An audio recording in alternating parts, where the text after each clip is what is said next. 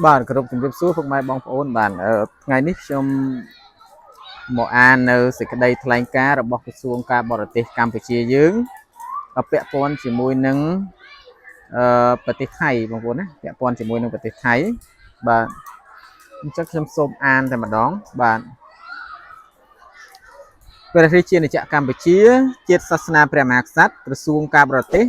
និងសហប្រតិបត្តិការអន្តរជាតិសេចក្តីថ្លែងការណ៍របស់ក្រសួងការបរទេសនិងសហប្រតិបត្តិការអន្តរជាតិនៃព្រះរាជាណាចក្រកម្ពុជា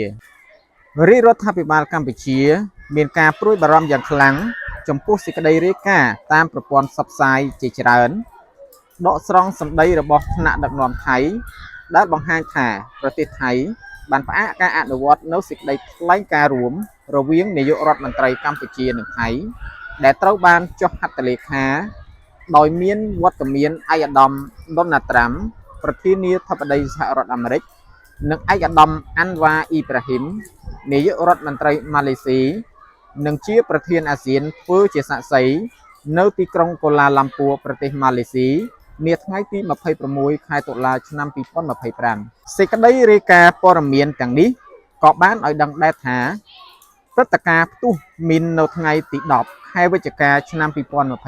2025ដែលបានធ្វើឲ្យទាហានថៃ3នាក់រងរបួសនៅព្រំដែនកម្ពុជាថៃត្រង់តំបន់ភ្នំទ្រាប់ស្ថិតជិតប្រាសាទព្រះវិហាររបស់កម្ពុជាត្រូវបានលើកឡើងថាជាមូលហេតុនៃការផ្អាកអនុវត្តសេចក្តីថ្លែងការណ៍រួមខាងលើនេះរួមទាំងការលុបចោលគម្រោងដោះលែងយោធិនខ្មែរ18រូបពីការឃុំឃាំងនៅប្រទេសថៃ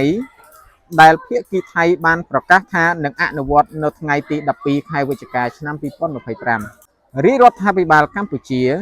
សូមបដិសេធយ៉ាងដាច់អហង្ការចំពោះរាល់ការចោទប្រកាន់របស់ប្រទេសថៃថាកម្ពុជាបានដាក់មីនថ្មីនៅតាមព្រំដែនជាមួយប្រទេសថៃ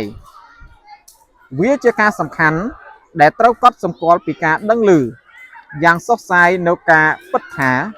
ចំការមីនភាគច្រើនតាមបណ្ដោយព្រំដែនកម្ពុជាថៃដែលបន្សល់ទុកពីជំនាន់សង្គ្រាមស៊ីវិលកម្ពុជារយៈជិត30ឆ្នាំក្នុងទសវត្សរ៍ឆ្នាំ1970និង1980មិនទាន់ត្រូវបានបោះសម្អាតនៅឡើយទេ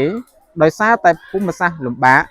និងស្ថានភាពមិនទាន់មានការកំណត់ខណ្ឌសីមាព្រំដែនរាជរដ្ឋាភិបាលកម្ពុជាសូមបញ្ជាក់ជាថ្មីថាកម្ពុជានៅតែបដិញ្ញាអនុវត្តសេចក្តីថ្លែងការណ៍រួមដែលត្រូវបានចុះហត្ថលេខាជាមួយនឹងការសាទរយ៉ាងខ្លាំងក្លា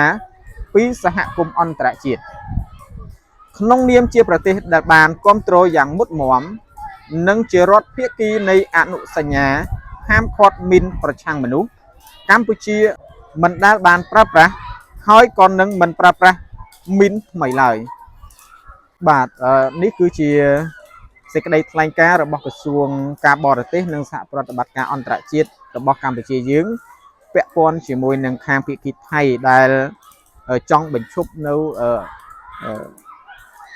គម្រោងនៃការអនុវត្តផែនការដែលបានមូលមតិគ្នានៅទីក្រុងកូឡាឡាំពួរកាលពីថ្ងៃទី26តុលាបងប្អូនណាបាទអញ្ចឹងឯកសារនេះគឺខ្ញុំដកស្រង់ចេញមកពីក្នុងបណ្ដាញសង្គមដែលហើយខ្ញុំអរគុណសម្រាប់បងប្អូនសម្រាប់ការទស្សនាហើយសូមជម្រាបលា